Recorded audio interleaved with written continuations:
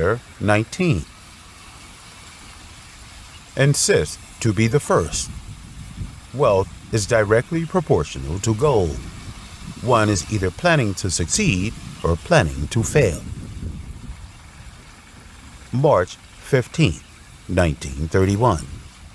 Dear John, a person without ambition will not accomplish great things. This is what my friend, the automobile king, Mr. Henry Ford, confided to me as the secret of success when he came to see me yesterday. I admire this rich man from Michigan very much. He is a persistent and determined guy. He has almost the same experience as mine. He has worked in farming, worked as an apprentice, and started a factory in partnership with others. Through his struggle, he eventually became one of the richest people in the United States of this era. In my opinion, Mr. Ford is the creator of a new era. No American can completely change the American way of life like him. Just look at the cars that go back and forth on the street, and you know that I am definitely not complimenting him blindly. He has turned a car from a luxury into a necessity that almost everyone can afford. And the miracle he created turned him into a billionaire. Of course, he also made my wealth grow a lot. A person must have goals or ambitions to live. Otherwise, he is like a ship without a rudder, drifting forever, and will only reach the beach of disappointment, failure, and frustration. Mr. Ford's ambition exceeds his height, and he wants to create a world where everyone can enjoy cars. This may seem unimaginable, but he succeeded. He became the owner of the global car market and made amazing profits for Ford. In the words of this guy, it's not making cars, it's printing money. It is not difficult for me to imagine why Mr. Ford is in a good mood with his wealthy pockets and the reputation of automobile king. The achievements that Ford created prove one of my life credos. Wealth is proportional to goals. If you have big ambitions and big goals, your mountain of wealth will rise to the sky. If you just want to pass by, then you will end up in the rat race, or even nothing.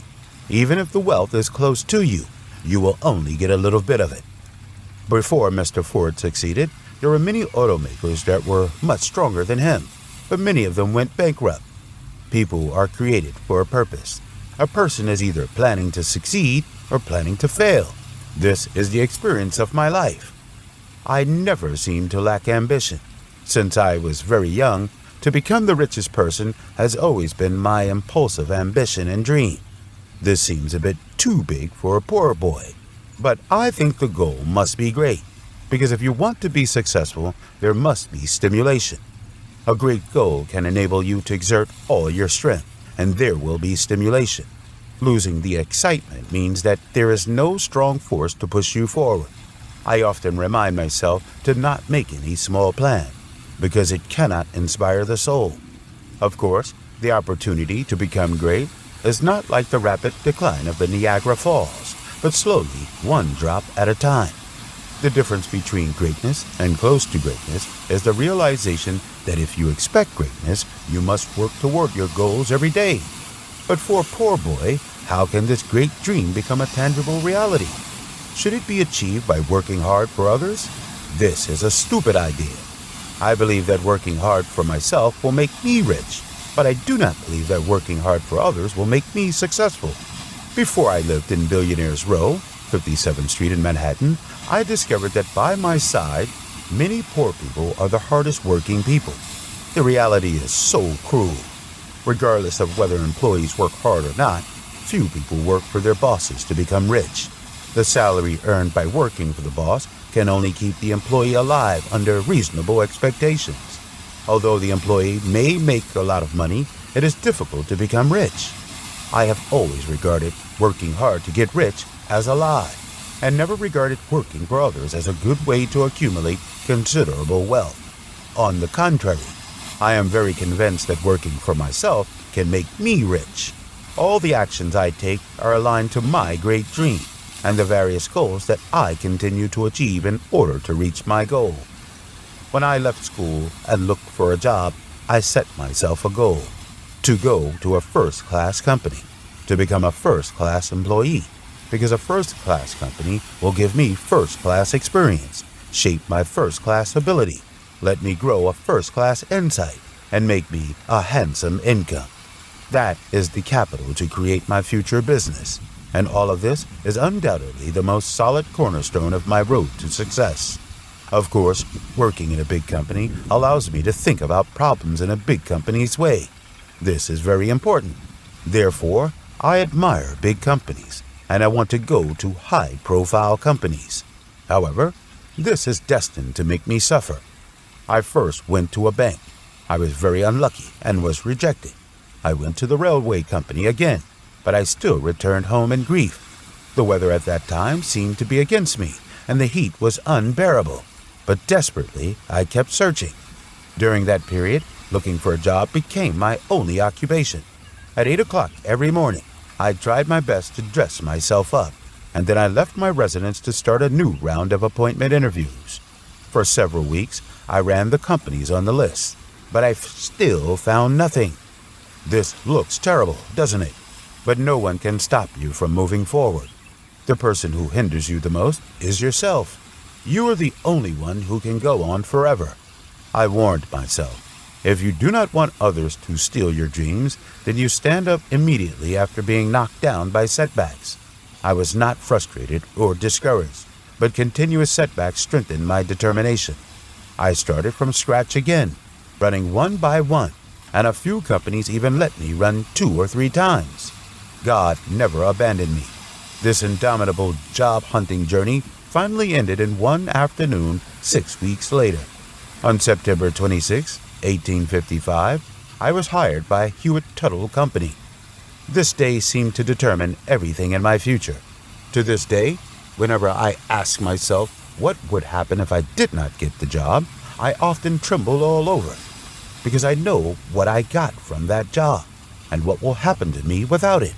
Therefore, I have celebrated September 26 as a rebirth birthday all my life, and I have more emotions for this day than my birthday. At this point, I am moved by myself. Humans function like a bicycle. Unless you move up and forward towards the target, you will stagger and fall. 3 years later, I left the Hewitt Tuttle Company with abilities and self-confidence beyond ordinary people, and co-founded Clark Rockefeller with Mr. Clark, and started the history of working for myself. Stupidly hard work may still get nothing after all the hard work. But if you think of working hard for your boss as a ladder to serve yourself one day, it is undoubtedly the beginning of wealth creation. The feeling of being your own boss is so great it is beyond words. Of course, I cannot always be immersed in the pride of being amongst the trade agents at the age of 18. I warned myself. Your future depends on the days that pass by. Your end goal in life is to be the richest man in the United States. Where are you? It is still far, far away.